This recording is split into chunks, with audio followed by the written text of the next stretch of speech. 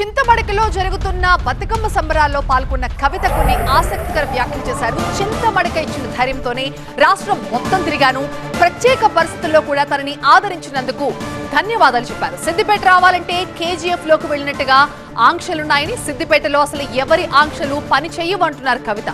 చంద్రుడు లాంటి తన తండ్రి కేసీఆర్ కి మచ్చ తేవాలని చూశారు. నా కుటుంబంపై కుట్రలు చేసిన వాళ్ళని వదిలిపెట్టే ప్రసక్తే లేదు అంటున్నారు. తమ జాగీరన్నట్టుగా వ్యవహరిస్తున్న వాళ్ళ భరతం పడతానంటున్నారు కవిత. సిద్దిపేట రావాలన్నా, చింతమడక రావాలన్నా అదేదో ప్రైవేట్ ప్రాపర్టీ లాగా, కేజీఎఫ్ లాగా ఎవరు రావాలన్నా కొంత ఆంక్షలు వచ్చిన విషయం మీ అందరికి కూడా తెలిసిందే. ఇవాళకి కూడా ఆ ఆంక్షలు ఉన్న విషయం మీ అందరికీ తెలిసిందే. కాకపోతే ఈ చింతమడక గడ్డ చిరుతపులిని కన్న గడ్డ, కేసీఆర్ని కన్న గడ్డ. ఇటువంటి గడ్డ మీద ఎవరి ఆంక్షలు కూడా నైజాంతా అని ఇవాళ ఊరంతా కదిలి వచ్చి మీరు ఈ బతుకమ్మ పండుగ చేసుకోవడమే సాక్ష్యంగా నేను భావిస్తూ ఉన్నాను. మళ్ళీ ఒకసారి ఒకటే మాట, మనం తెలంగాణ వాళ్ళం ఎవరి ఆంక్షలకు భయపడేటోళ్ళం కాదు. ఆనాడు ఆంధ్రోళ్ళు పెద్ద పెద్ద నాయకులు వందల ఆంక్షలు పెడితే తోసుకొని పోయి ముళ్ళ కంచెలు దాటుకొని పోయి బుల్లెట్లకు ఎదురుగా పోయి ఉద్యమం చేసినటువంటి వారసత్వం ఉన్నది. ఏదో రాజకీయంగా కొన్ని ఆంక్షలు పెడితే ఎవరు ఆగేది లేదు. ఖచ్చితంగా చింతమడకకు వస్తాం, సిద్దిపేటకు వస్తాం, ఒకసారి కాదు మళ్ళా వస్తాం.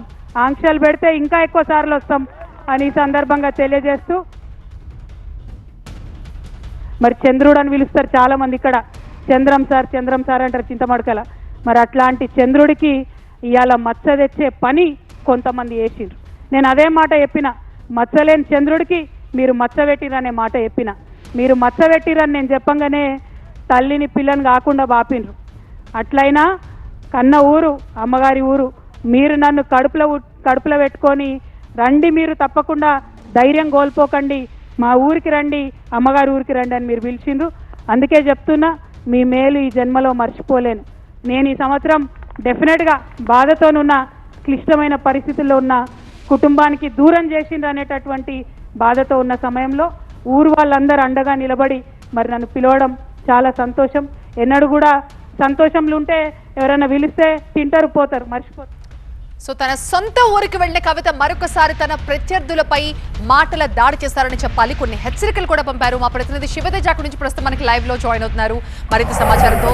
సో శివతేజ, తన పుట్టిన ఊరు వేదికగా కవిత ఆ స్టేజ్ మీద చేసిన వ్యాఖ్యల్ని ఎలా చూడాలి?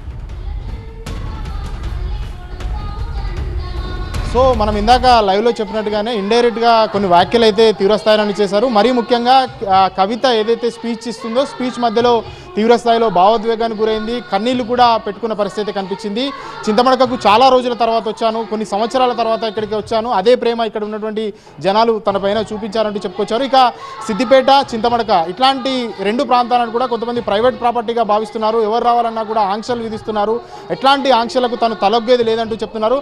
ఆంక్షలు ఎవరైతే పెడుతున్నారో ఆంక్షలు పెట్టిన వారు కూడా హెచ్చరిస్తున్నారంటూ కూడా చెప్తున్నారు. ఎప్పుడైతే కేసీఆర్ ఉద్యమం సమయంలో ఇక్కడికి ఒక వ్యక్తిని తెచ్చిపెట్టారో ఆ వ్యక్తి ఇప్పుడు పూర్తి స్థాయిలో తన ఆధీనంలోకి తీసుకొచ్చారంటూ కూడా ఇండైరెక్ట్గా మాట్లాడిన పరిస్థితి కనిపిస్తుంది. ఇక ఆంక్షలు పెట్టినా కొద్దీ తాను ఇంకా మళ్ళీ ఇక్కడికి వస్తానంటూ కూడా చెప్తున్న పరిస్థితి. చింతమడక అనేది చిరుతపులను అందించినటువంటి గడ్డ. కేసీఆర్ మొదటి నుంచి కూడా ఇక్కడి నుంచే తెలంగాణ ఉద్యమాన్ని ప్రారంభించాడు. అట్లాంటి ఆ ప్రాంతంలో కూడా నేను పుట్టాను. అంటే దాదాపు 10వ తరగతి చదివినంత వరకు కూడా నేను ఇక్కడికే ప్రతి పండుగలకు కూడా వచ్చానంటూ కూడా చెప్పిన పరిస్థితి కనిపిస్తుంది. అయితే కవిత తీవ్రస్థాయిలో ఒక కన్నీళ్ళు అయితే, భావోద్వేగం అయితే తన స్పీచ్లో కనిపిస్తుంది. ఎందుకంటే పార్టీ నుంచి బయటకు వచ్చిన తర్వాత, బీఆర్ఎస్ పార్టీ నుంచి బయటకు వచ్చినాక దాదాపు 9 సంవత్సరాల తర్వాత కవిత ఈరోజు తన సొంత గ్రామానికి చింతమడకు రావడం జరిగింది. బతుకమ్మ వేడుకల్లో పాల్గొనడం జరిగింది. ఆ క్రమంలోనే తను మాట్లాడుతూ భావోద్వేగానికి గురయ్యారు.